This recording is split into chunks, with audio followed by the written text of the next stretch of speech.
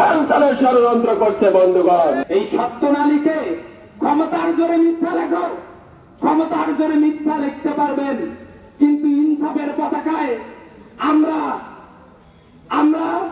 শিক্ষার্থীরা ইনসাফের পতাকায় গিয়ে লিখে দিতে চাই, আমাদের জমিনে রক্ত দিয়ে লিখে দিতে চাই, আমাদের সর্বোচ্চ শক্তি দিয়ে লিখে দিতে চাই। তোমরা জমিনে জুলুম লেখো, আমরা আসমানে ইনসাফ লিখে দিব ইনশাআল্লাহ। তারা মূলত রাজসু পেছনের অপরাধ নীতি করে রাজসু বানচাল করতে চায়। আমার মনে হয় এবং সিন্ডিকেট মিটিং এ দুইটি তদন্ত কমিটি করে দেওয়া হয়েছে, একটি ইন্টারনাল এবং একটি এক্সটার্নাল। এই দুইটি তদন্ত কমিটি যেহেতু ফাংশন করতেছে, আমরা বিশ্বাস করি যে তারা এই ঘটনার পুঙ্খানুপুঙ্খানুভাবে তদন্ত করে যারা দোষী তাদেরকে বিচারের আওতায় আনবে।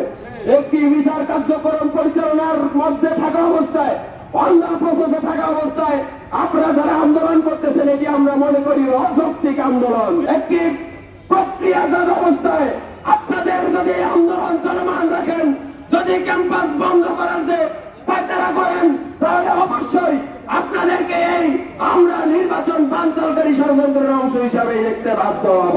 যে একটি দলের হাইকমান্ডের নির্দেশে নির্বাচনকে বানচাল করার জন্য বিভিন্ন সময়ে পরিকল্পিতভাবে ইস্যু তৈরি করে তিনবার নির্বাচন পিছানোর মধ্য দিয়ে আজকে চতুর্থবারের মতো নির্বাচনের ট্যাগ পরিবর্তন করা হয়েছে।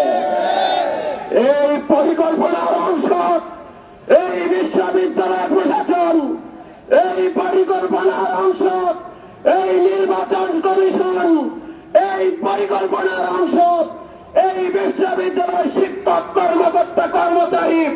নির্বাচনে যারা প্রার্থিতা করছেন তাদেরকে নির্বাচন কমিশন আলোচনায় আহত করে। সেই আলোচনাটাকে সাড়া দিয়ে আমরা যখন সিনেট ভবনে আলোচনায় বসলাম, তখন দেখলাম ছাত্রদল সহ বাম গণতান্ত্রিক ছাত্র জোট সেই আলোচনার টেবিল থেকে ওয়াক আউট করলো। সেটিও আমরা মনে করি যে নির্বাচনের পেছানো বা নির্বাচন বানচালের ষড়যন্ত্রের অংশ ছিল।